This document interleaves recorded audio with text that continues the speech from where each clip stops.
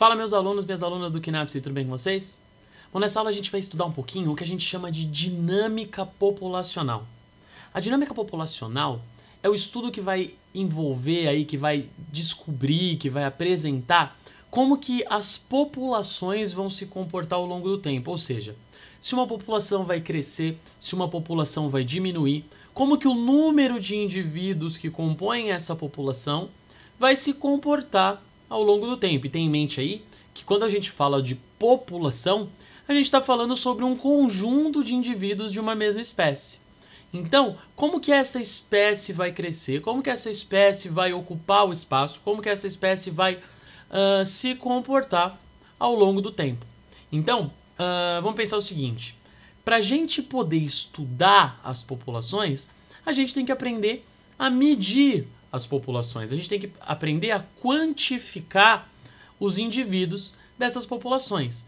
E para a gente fazer isso, a gente vai desenvolver, a gente vai apresentar, a gente vai criar uma grandeza que meça a quantidade de indivíduos de uma população. E essa grandeza é a densidade populacional.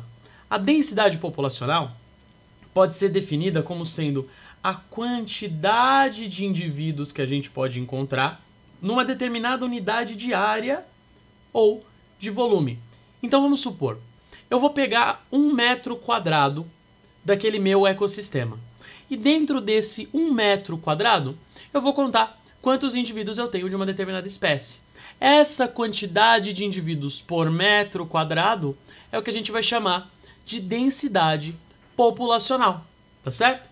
E aí, a gente vai usar a densidade populacional como um reflexo da quantidade de indivíduos que a gente pode encontrar nessa população dentro do ecossistema. Por isso, tenha em mente que tudo que a gente vai falar daqui para frente nessa aula, todas as quantidades que a gente for apresentar daqui para frente nessa aula, são medidas nessa densidade populacional, ou seja, quantos indivíduos eu encontro numa determinada unidade de área ou de volume, tá certo? E aí, a gente vai ter que definir um outro conceito para tentar entender como que as espécies vão se comportar no ambiente.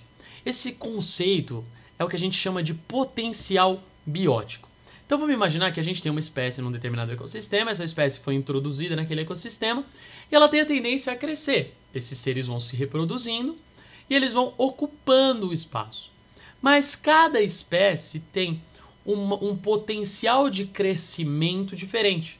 As espécies se reproduzem com uma velocidade diferente, geram um número de descendentes diferentes, vivem quantidades de tempo diferentes. Então, a associação desses fatores característicos da espécie que vão determinar a velocidade com que essa espécie pode crescer.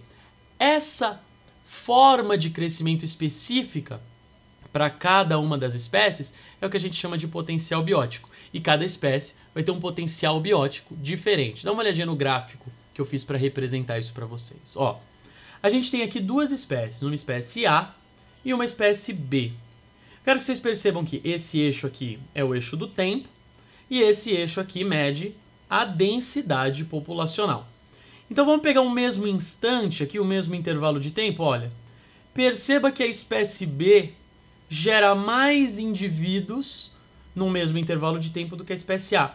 Ou seja, a espécie B cresce mais rápido do que a espécie A. Por isso, o potencial biótico da espécie B é maior do que o potencial biótico da espécie A. Só que o que acontece? Esse potencial biótico ele considera unicamente as características da espécie. O potencial biótico não leva em conta o ambiente. Mas toda população que vai crescer dentro de um ecossistema e vai ter interações com fatores abióticos desse ecossistema. Vai ter interação com as outras espécies que compõem esse ecossistema. Então, várias coisas, vários fatores vão influenciar esse crescimento além do potencial biótico. Então, o potencial biótico é um dos fatores que influenciam a dinâmica populacional de uma espécie. Mas as interações que essa espécie tem com o seu alimento, com o espaço que ela ocupa, com os seus predadores, todas essas associações vão gerar um crescimento real diferente do potencial biótico. Então dá mais uma olhadinha no outro gráfico que eu fiz para vocês, olha só. O que vai acontecer é o seguinte, vamos supor que a gente está trabalhando então com a espécie B. A gente tem aqui, olha, a curva que seria o potencial biótico dessa espécie, tá vendo? Aqui, olha, o potencial biótico da espécie. Mas, por uma associação com o ambiente, vocês percebem que o crescimento populacional ele já vem menor que o potencial biótico e chega um ponto que ele começa a saturar. Saturar porque a gente vai alcançando a capacidade limite do ambiente.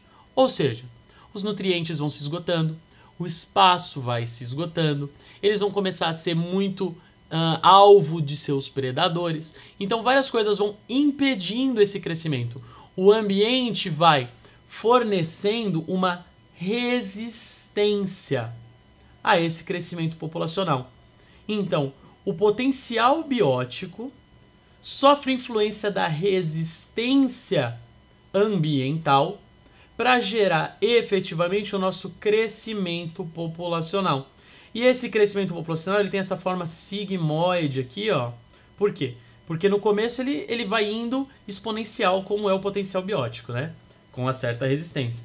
Mas conforme a gente vai chegando na capacidade limite, ele vai saturando o ambiente, tá certo? Então o que acontece? A gente tem um potencial biótico que leva a uma tendência de crescimento da espécie.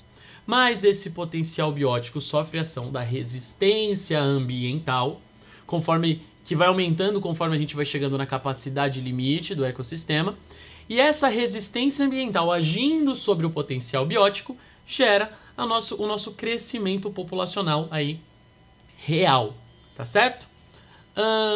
Uma outra coisa interessante que a gente vai poder observar nessa influência do crescimento das dinâmicas populacionais é a relação entre duas populações. E a gente já começa a entrar num nível maior de complexidade dessa brincadeira. Por quê?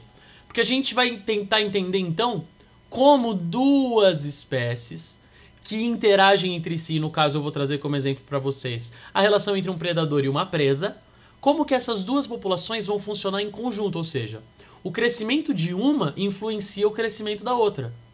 E esses crescimentos, essas dinâmicas populacionais associadas vão gerar o que eu vou mostrar para vocês agora no gráfico. Dá uma olhadinha aí. Vocês estão vendo aqui então duas curvas, duas linhas, a mais clarinha representa o crescimento populacional da presa, então a densidade populacional por tempo da presa, e o mais escuro aqui do predador. Perceba que num primeiro momento a gente tem uma densidade maior de presas do que predadores. O que isso promove? Isso promove um crescimento da população de predadores. Por quê? Porque eles têm uma grande quantidade de alimento disponível. Só que, conforme a quantidade de predadores cresce, eles vão comendo mais as presas e as presas vão caindo. Perceba aqui, olha, que a disponibilidade, então, o número de predadores cresceu e a disponibilidade de alimento diminuiu. Então os predadores começam a diminuir. Diminuindo a quantidade de predadores, as presas passam a morrer menos.